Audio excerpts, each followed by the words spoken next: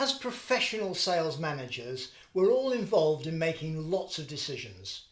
Some of them are very simple, like should I have a cup of coffee or a cup of tea this morning? Others may be more complex and more far-reaching, such as do I ask for 2 more sales resources, or should I ask for more pre-sales resources? Should I organise by vertical or by geography? Should I focus on expanding business within existing accounts, or are there better opportunities going after totally new logos? Which products or propositions should I be putting effort into? Which vertical markets should I be attacking? How do I reach those markets? Should I be investing in marketing or direct sales? The quality of our decision making is going to have an enormous impact on our future success. In this short video, I'm going to be presenting some of the key concepts and tools developed by Ben Heirs in his book, The Professional Decision Thinker, The Art of Team Thinking and Leadership. This video will give us a common foundation that you can use as a very practical guide to making good professional decisions as a real sales manager.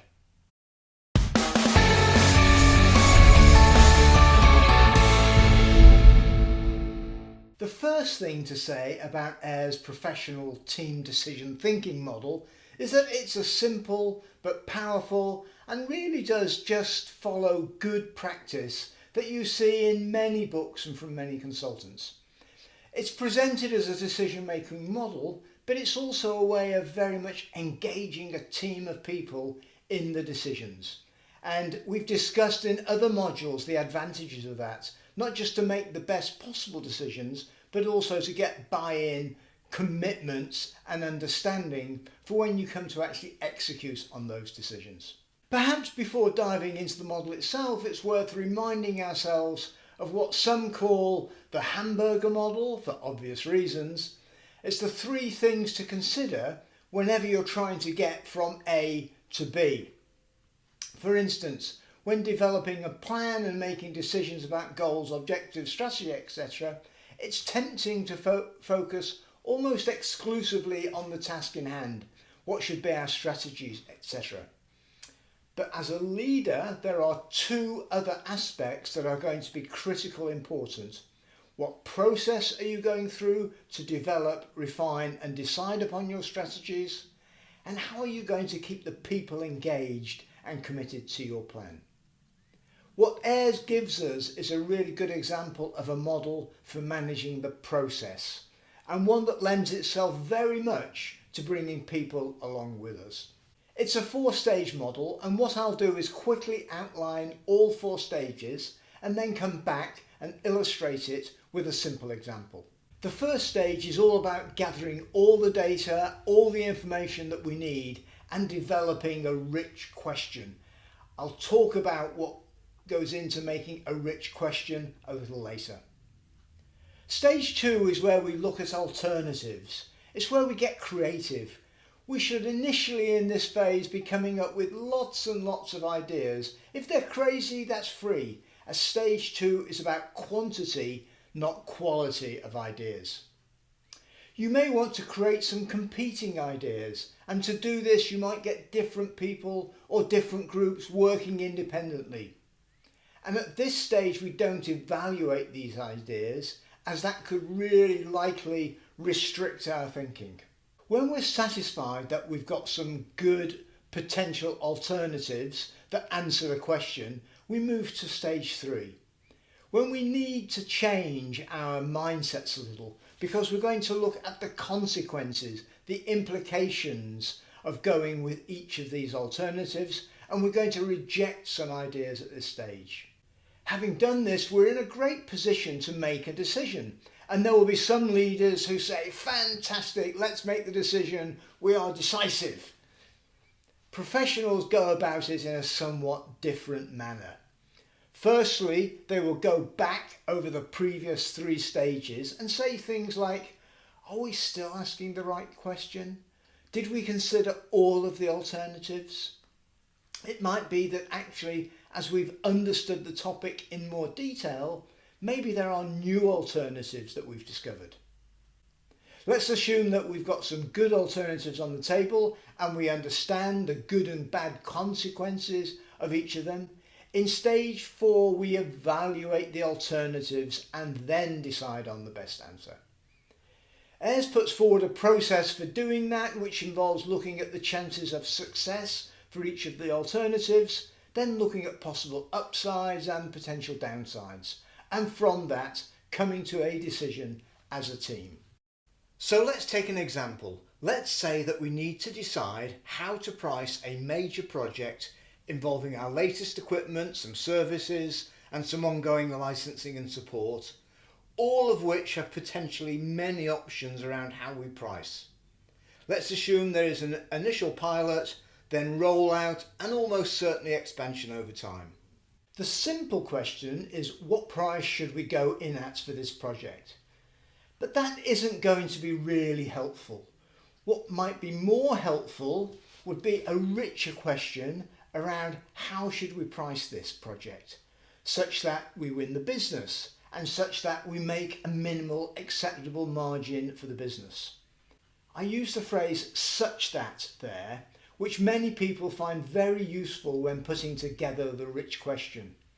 As we explore the question, we might want to add some more such that's. For example, such that we don't set a precedent with this customer that we can't live with. In stage 2, we come up with some alternatives. We could go in at standard pricing. We could reduce the initial upfront pricing as far as possible, but then make sure that we're making healthy profit later in the project. We could offer a pay-for-performance type of commercial deal, which would maybe have some initial payments, but then payments on the business results that accrue for the customer. You'll notice that the lines in Ben Heirs' model go forward and go back because Ayres suggests that we should be constantly checking our thinking. So with our example, having come up with some alternatives, we might want to go back to the question, and in this case change the part about making a margin to making a good margin over the lifetime of the project. In stage 3, we look at what might go wrong as well as what might go right. We try and build out the scenarios. We try and look at the implications, particularly as it affects our such that parts of the question.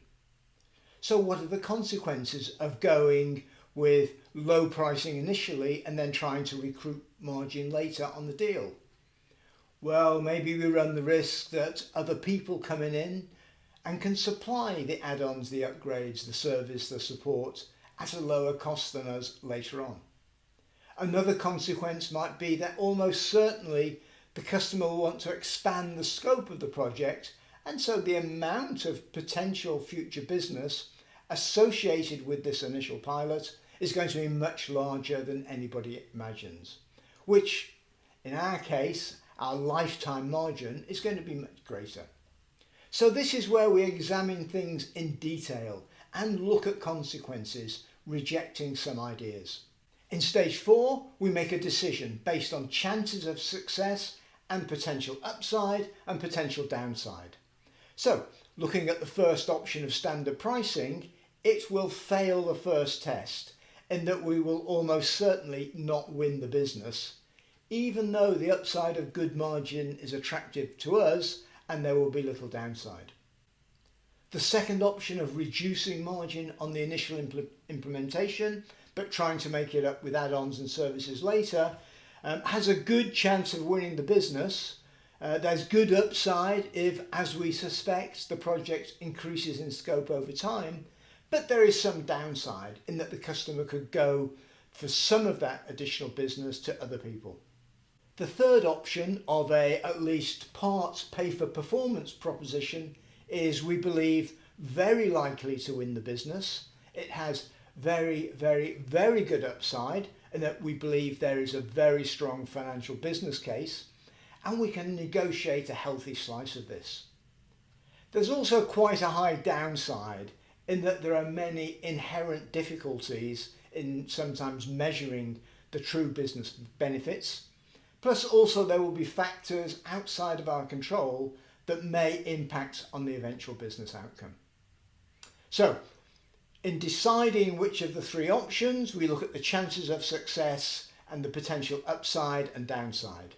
I have my personal preference as to which of the options I would go for, and I would in reality expect a lot more data around the second two options particularly. But I will leave it to you to discuss with your coach what appears to you to be the best decision, or if there are other options that we haven't thought of. So to summarise, the principles of the book are really interesting. Make sure that you've got all the relevant information that you need at an appropriate level of detail. Check that you're asking the right question. If you ask a silly question, you're going to get a silly answer. And make sure the question is a rich one, maybe with lots of such that's to clarify it. Come up with alternative answers, and once you've had a good set of options, then you evaluate them, looking at the consequences and the implications in detail of each alternative. Before deciding, check that you're still asking the right question, that you have all of the main options identified, and that you've fully analysed the consequences of each alternative. And then you can decide by looking at the chances of success and both upsides and downsides. Finally, involving a good selection of relevant people with some diverse perspectives is going to really help the quality of your decision making. I thoroughly recommend the book, but I also strongly recommend that you just give the process a try to see how it works in practice for you in your environment.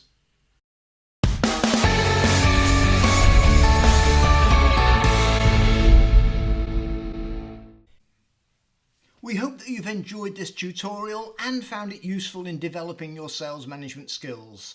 It's one of a series designed to help aspiring, new or developing sales managers. Please subscribe to get access to all of the tutorials in the series and to get news of new ones added. You can also go to www.realsalesmanager.com, where you'll find lots of other activities and resources, as well as guides suggesting the best sequence in which to listen to or watch these tutorials.